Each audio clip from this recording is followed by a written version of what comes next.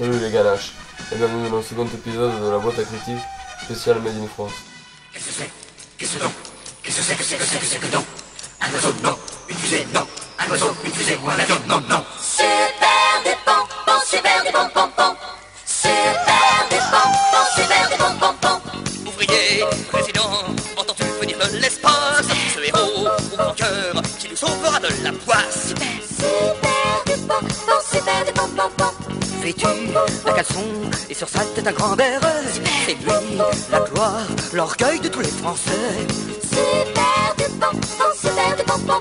Quel est ton idéal? La France. Qu'est-ce qui n'a pas d'égal? La France. Qu'est-ce qui fait ton régal? La France, la France, la France, la France.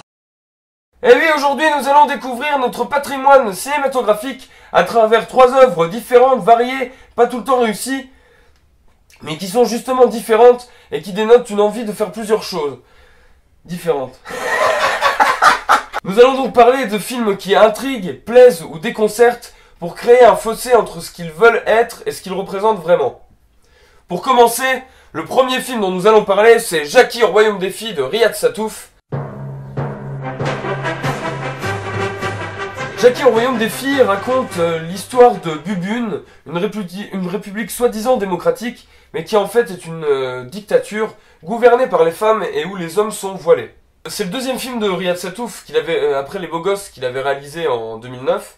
Riyad Sattouf, c'est quelqu'un qui à la base est dessinateur et auteur de BD. Là, Jackie au Royaume des Filles, c'est un scénario 100% original, où il y a 2-3 petites références à ses BD, mais c'est un scénario qui n'est pas vraiment inspiré d'une BD à proprement parler. Et il a donc écrit, réalisé ce film, conçu la musique. Et après Les Beaux Gosses, qui était un film plutôt bon, plutôt réussi, qui avait pas une mise en scène de dingue et tout ça, mais qui justement plutôt collait à son sujet, et où il y avait vraiment beaucoup de mouvements, et il savait s'extirper de son aspect BD pour présenter quelque chose de différent. La Jackie au Royaume des Filles, c'est aussi sa volonté, et c'est pour ça aussi que je me suis intéressé à ce film-là. C'est que c'est un pitch original, qu'il a conçu lui-même, et qui en plus s'éloigne totalement de ce qu'on voit d'habitude. Les décors naturels sont parfaitement choisis, mais jamais mis en valeur. Donc c'est-à-dire que il va faire par exemple un beau plan sur un lever de soleil, etc. Il a des beaux décors naturels, il est allé tourner dans des régions vraiment qui prêtent à se faire filmer, et il en fait jamais rien. C'est du plaquage de BD, un peu de bulles de planches de BD. Il y a un moment, il filme derrière dans un supermarché, il filme des boîtes de conserve, machin. Alors ok, il y a vraiment une proposition d'univers, mais jamais exploité. Il arrive jamais à se défaire de son aspect BD, et il plaque son histoire, et donc du coup on n'est pas pris dedans. Et ce qui est dommage, puisqu'il y a une vraie proposition derrière de tout ça. Il veut vraiment faire quelque chose de novateur, mais le problème c'est il lui manque un truc, quoi. Il lui manque le sel. Sa tentative pour faire rire est certes louable, car le film fait preuve d'une créativité, notamment dans les décors, les costumes, certains dialogues ou même des idées, notamment la fin qui est vraiment une chute vraiment cool, et qui est dans ce délire-là, vouloir peut-être revenir à un espèce d'esprit Harakiri, justement, Cavana est mort cette semaine.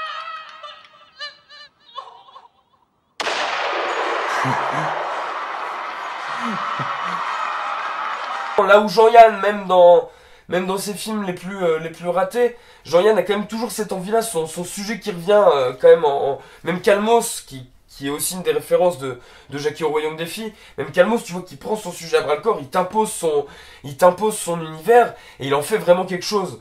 Et là, le problème, c'est qu'il en fait rien. Et c'est donc une BD plaquée sur pellicule, sans parvenir à sublimer son espace, ses cadres, son montage ou sa photographie, qui donne une impression terne à l'ensemble, et un aspect froid et opaque. En conclusion, c'est donc un film quand même qui est à voir, parce que c'est à la fois un film qui a des défauts et des qualités, donc qui crée cette ambiguïté-là, mais qui est quand même intéressant à voir pour tout ce que j'ai énoncé, et qui est bancal, quoi. Trop bancal, Jackie au Royaume des Filles. Un film branlant, pas totalement abouti, et c'est dommage, c'est vraiment dommage.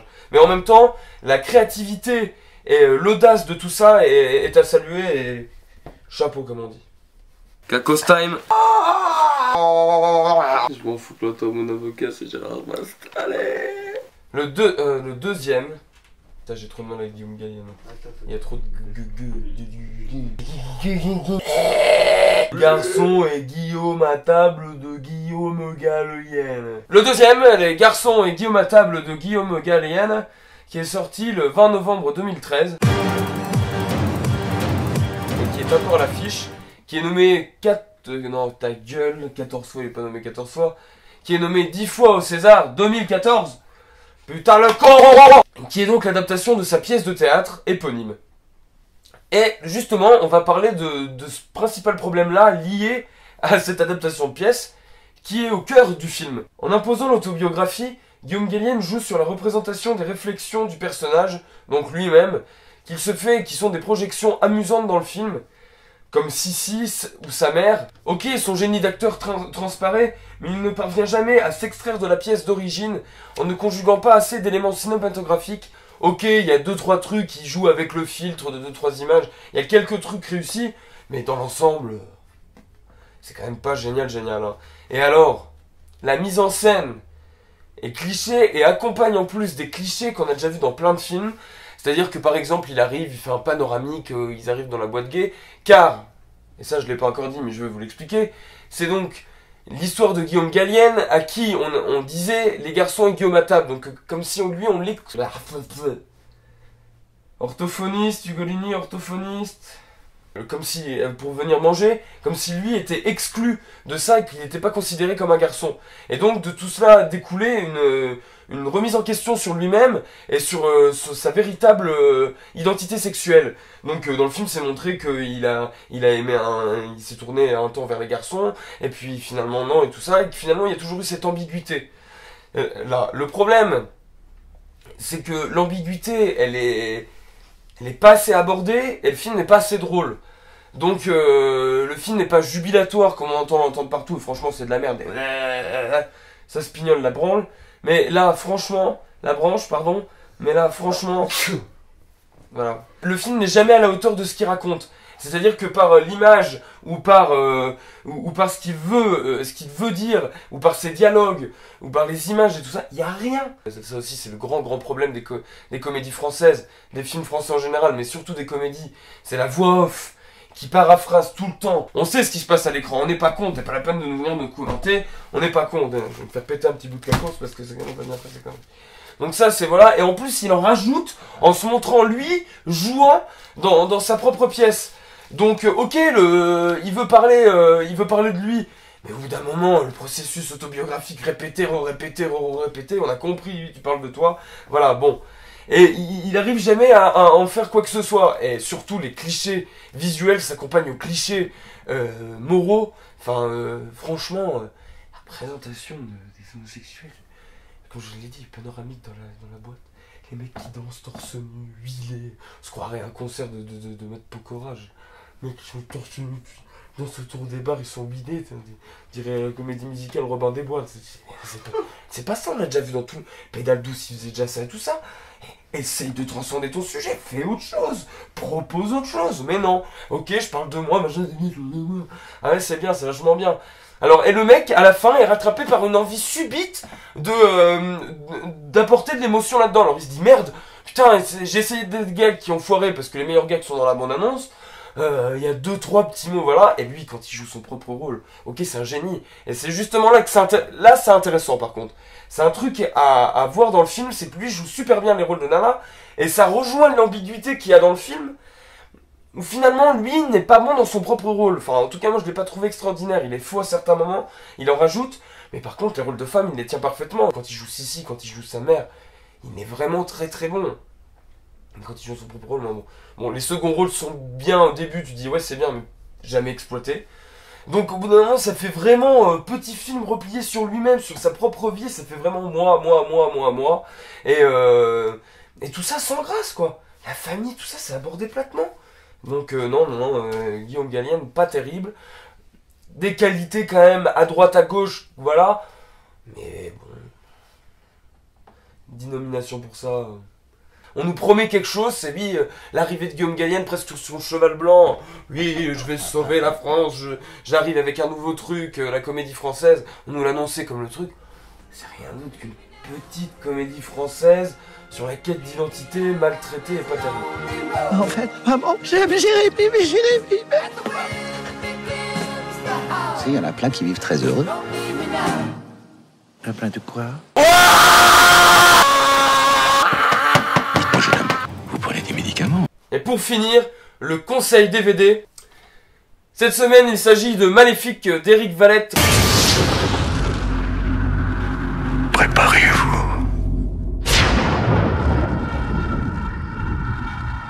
Il a eu le prix du jury du festival de Gérardmer la même année.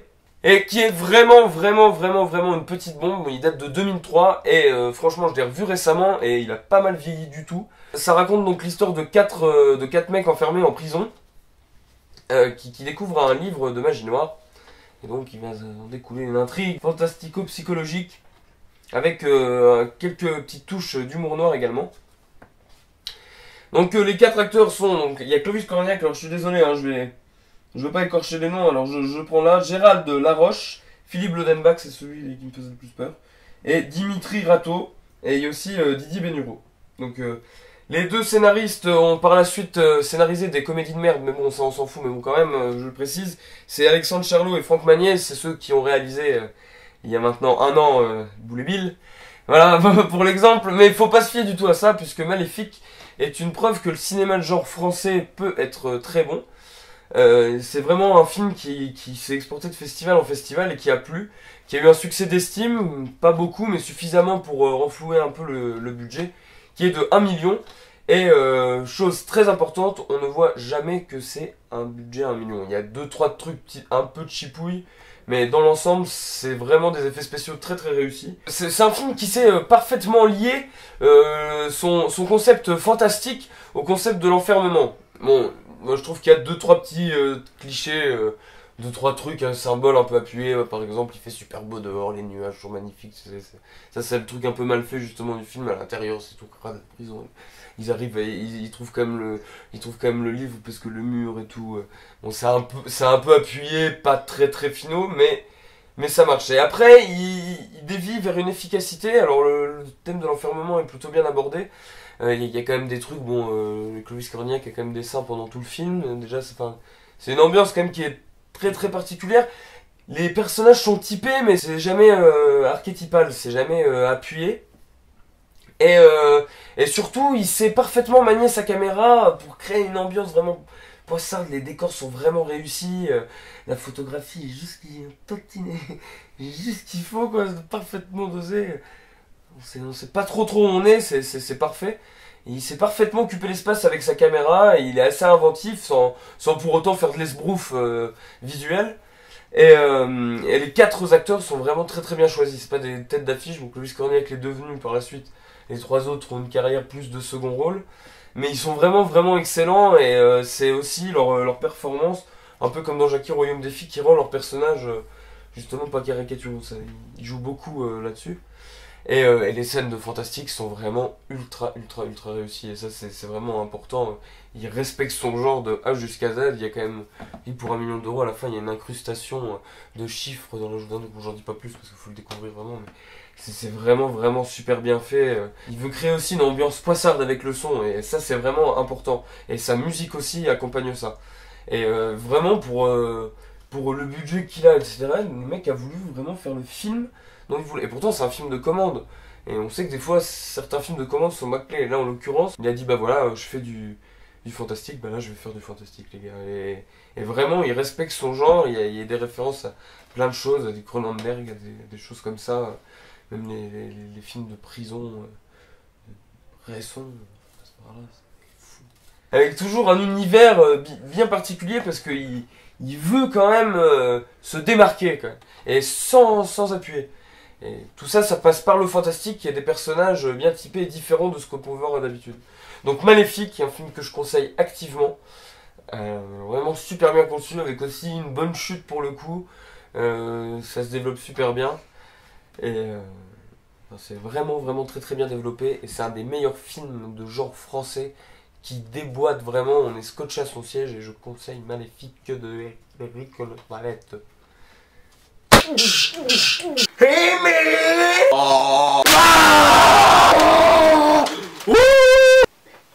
Bonjour.